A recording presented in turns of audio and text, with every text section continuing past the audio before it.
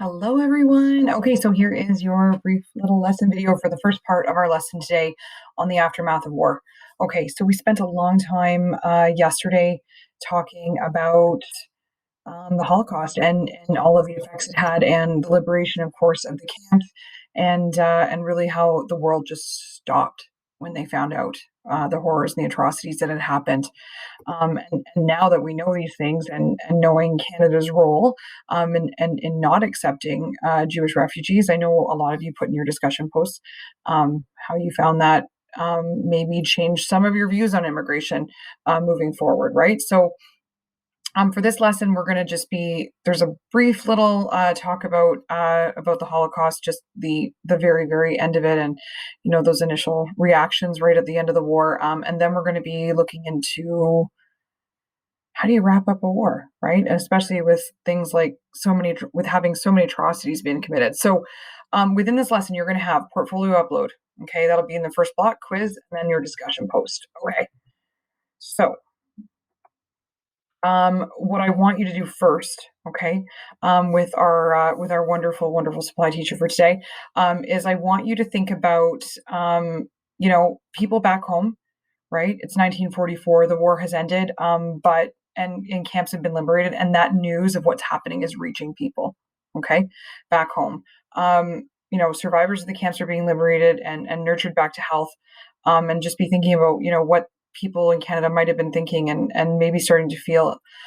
Also, I want you to take a look at some art done by actually one of our most famous wartime artists, as well as a member of the Royal Canadian Air Force in World War II. Um, his name is Bayevsky. Now, he ended up becoming one of the official wartime artists, and you can see that he painted some pretty poignant pictures as to what he believed was happening, in a way of expressing what happened to his people. So, and so I want you to take a look at that. You're going to get a chance to go. I've got a really good website for you that you can go and take a look at that, and kind of just get a little bit of background on. I just think it's important to take a look at some art from the time too, in this case, and think about what perspective this artist might have been creating. Okay, and take a look at the colors too, and think about the color choices in regards to emotions and that sort of thing, just to give you a little bit of extra context. Okay, once you move through that, okay, then we're going to be talking about Canada's responsibility, because after the war, we had a lot of displaced persons. Okay, so not only are we trying to remember at the end of World War One how hard it was to demobilize and to move everyone back. Well, I mean, we're still having that's a huge undertaking, of course. In addition, we've got a lot of refugees and survivors of the Holocaust now, and where do they go, right?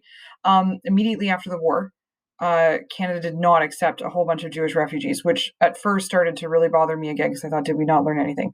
But around 1947 or so, that started to change. Okay, so over 250,000 displaced refugees were accepted. Okay, so once you've gone through that, then we're going to have your supply teacher is going to take you through a little bit about what to do with the end of the war, because the end of World War One kind of caused World War Two, right? We've talked a lot about those, that cause and effect, and we don't want to go through that again. And our world leaders at the time didn't want to go through that, so they wanted to come up with a lot of different ways to prevent that. Okay, so the first thing you're going to take a look at is the United Nations, which is going to replace the League of Nations, which didn't really work so well anyway. Okay, so we're going to talk about that. Okay, and I've got some information on what the United Nations actually does, and what their function is. Okay, in on the global stage, and then and human rights in general, and what are human rights? Who should be entitled to them? How can they be enforced? And it was actually a Canadian lawyer who wrote the first draft of the Universal Declaration of Human Rights, which is pretty important. So you're going to take a look at that, and then you'll get into the Nuremberg trials.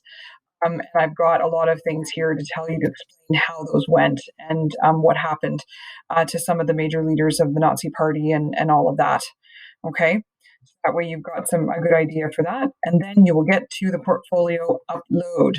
Okay, so answer the questions on a Google Doc and put it up in your portfolio. All right, guys, you get one more video from me today.